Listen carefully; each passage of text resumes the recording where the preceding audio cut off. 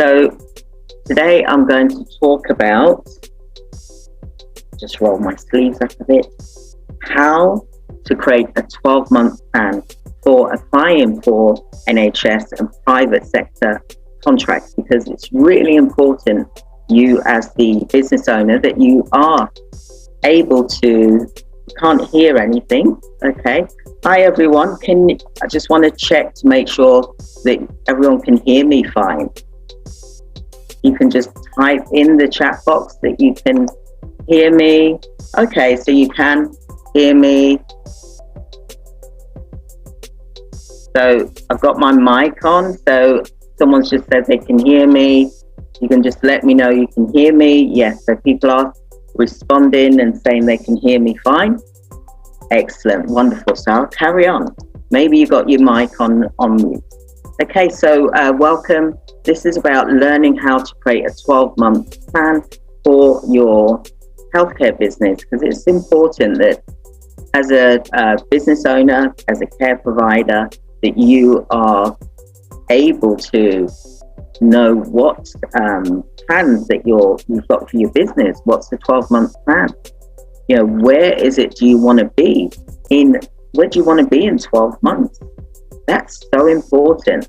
What is the turnover that you want to make in 12 months? And then you looking at how you're going to reach that target. What needs to be in place in order for you to reach that target? Because you could be starting out, for example. So you're then looking at, okay, I need to set the business up, then I need to look at what my turnover is going to be. For example, 290,000 in the first year, for example. I'm just giving some examples here. And if you are a seasoned care provider, you may be at the level of where you're reaching 7 figures, but you just can't seem to get past that obstacle, that hurdle, or maybe you're halfway through. So each time you go through these phases in your business, there's always going to be another level, a new type of learning that you've got to do as a business owner. So wherever you are, you're still going to be looking at how you're going to get to that next level in your business. And sometimes it can be difficult because you're looking at recruiting staff, you've got your administration that you're dealing with. There's all types of different aspects as a business owner. You've got to be thinking, okay, right, so I need to be able to have these things in place, and it needs to be able to work effectively. So depending on where you are in your business journey, you could be just starting out, where it's just you as the provider and you're wearing many hats. For example, you're starting out, you're doing the administration, you're doing phone calls, you're applying for contracts. What contracts do you apply for example? You may not have staff members in your office, so you're wearing many, many hats. You're even possibly going out covering the care as well. So that's like your first stage when you're just setting up, when you're going into your third month, for example, or your 4th month. Depends how fast you tend to work. Then there's going to be that next level. You've got hours, you need more staff. Then you've got to think about what office staff do you need in your business to be able to expand. So then you're thinking, okay, I've got 500 hours. Between 500 hours and 1,000 hours, I need to get some more admin stuff, because you want to be able to grow the business. So you need to think about all of these things when you are starting out in your business. Then when you're in the second phase of your business, where you've got hours that you want, you've got staff members, and you've then got to think, okay, I need a care coordinator or an admin staff. I need someone to be able to make calls, unless you're the one that's going to be doing the calls. I need someone to go out and deliver the care. So you need more healthcare workers or nurses, for example, to be able to go out and deliver the care so that you can then invoice. So that's a whole nother level. Then you're going into like your third section where you're going to need a manager in place or a supervisor.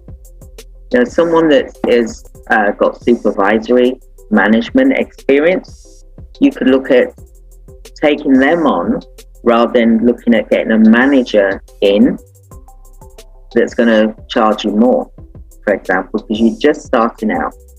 Then you're at that other level where you're reaching the 750 to 1 million mark in your business. So then you've got to think, okay, how many team members do I need to be able to create this income of 750,000 to 1 million, for example? So you're going to need manager, you're going to need your social media team, you're going to need your assistants to help you with your paperwork. You're going to need your salesperson, for example. You're going to need all these different things, your compliance manager, your registered manager, if you're doing home care. Maybe you're not, because you don't need to run a recruitment care agency with a registered manager, because you're providing care to care homes and NHS hospitals. So therefore, you don't need to be registered with the Care Quality Commission, because the homes, the care homes and the NHS hospitals are already registered with the Care Quality Commission. So what is your 12-month plan for your business? Now, I've just mentioned like 4 stages.